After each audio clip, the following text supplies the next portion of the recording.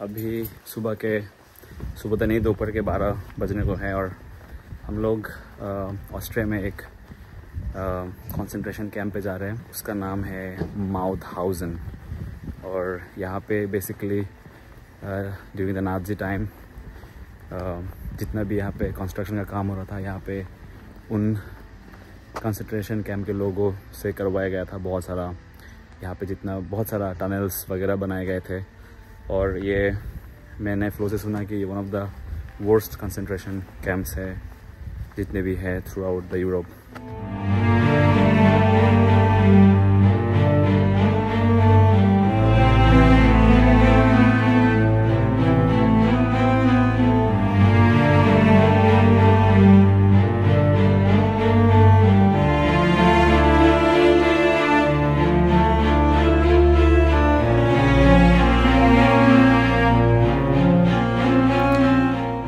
World war 2 के दौरान जब नाज़ी जर्मनी अपनी पावर के पीक पर था, तब यूरोप भर में हजारों कंसंट्रेशन कैंप बनाए गए थे। माउथहाउज़न उनमें से एक था जो 1938 में ऑस्ट्रिया के एक छोटे से टाउन माउथहाउज़न के पास एस्टेब्लिश किया गया। ये कैंप सबसे ज़्यादा हार्ड कैटेगरी कैंप्स में काउंट होता था। माउथहाउज़न में प्रिजनर्स को बहुत ही ब्रूटल कंडीशंस में रखा जाता था।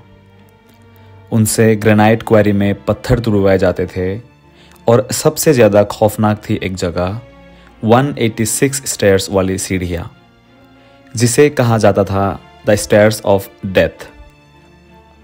सोचो, भूखे कमज़ोर प्रिजनर्स को बड़े बड़े ग्रेनाइट के पत्थर कंधे पर उठाकर उन सीढ़ियों से चढ़ना पड़ता था।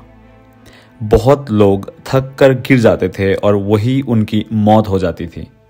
यहाँ ज़्यादातर लोग थे juice, political opponents, Soviet soldiers, Polish और स्पेनिश लोग। बेसिकली वो सब जो नाज़ी सिस्टम के खिलाफ खड़े थे। उन्हें भूख, ठंड, बीमारी और डेली टॉर्चर फेस करना पड़ता था। एस्टिमेट है कि लगभग 200,000 लोगों को यहाँ भेजा गया और उनमें से 90,000 से ज़्यादा कभी जिंदा वापस नहीं आए।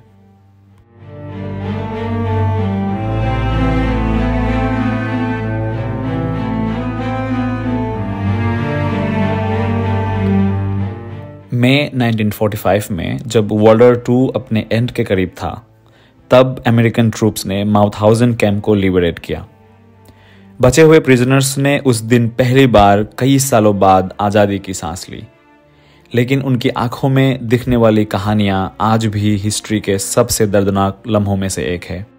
माउथहाउज़न कैंप के बैरक्स में प्रिजनर्स को बिल्कुल इनह्यूमन कंडीशंस में रखा जाता था। एक बैरक में ऑफिशियली शायद 300 से 400 लोग रहने के लिए ये डिज़ाइंड था, लेकिन रियलिटी में वहाँ 1500 से ज़्यादा प्रिजनर्स को भर दिया जाता।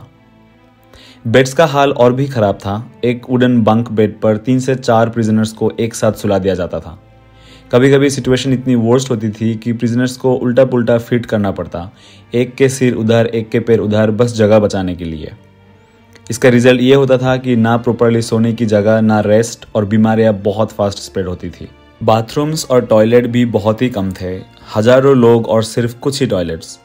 सुबह शाम लाइन लगती थी, लेकिन ज़्यादा टाइम देने की इजाज़त नहीं होती थी। बहुत प्रिजनर्स को ओपन बकेट्स यूज़ करनी पड़ती थी जो बैरक के अंदर ही रखे जाते थे। इस वजह से स्मेल, गंदगी और इन्फेक्शंस बहुत ही कॉमन थे। क्लीन ड्रिंकिंग वाटर ऑलमोस्ट नहीं मिलता था। इसका रिजल्ट ये होता था कि डिसेंट्री, टाइफस और दूसरी डेडली बीमारियां कैंप के अंदर हर जगह फैलती थी, लेकिन इसका ट्रीटमेंट ज़ीरो था। जो बीमार होते उन्हें बस मरने के लिए छोड़ दिया जाता।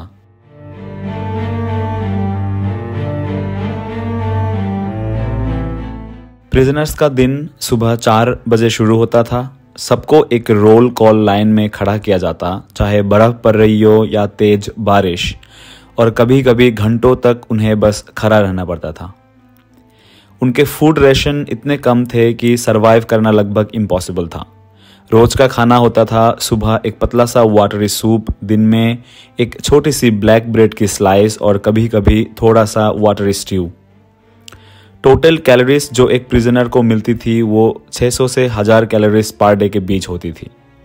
और सोचो, उनसे दिन भर पत्थर तोड़ने और हैवी लेबर करवाया जाता था, जिसमें एक नॉर्मल इंसान को कम से कम 3000 से 4000 कैलोरी चाहिए होती है। रिजल्ट ये होता था कि प्रिजनर्स जल्दी वीक हो जाते और कुछ ही महीनों में उनका शरीर गिव अप कर देता। आज के टाइम पे माउथहाउजन कैंप एक मेमोरियल साइट है।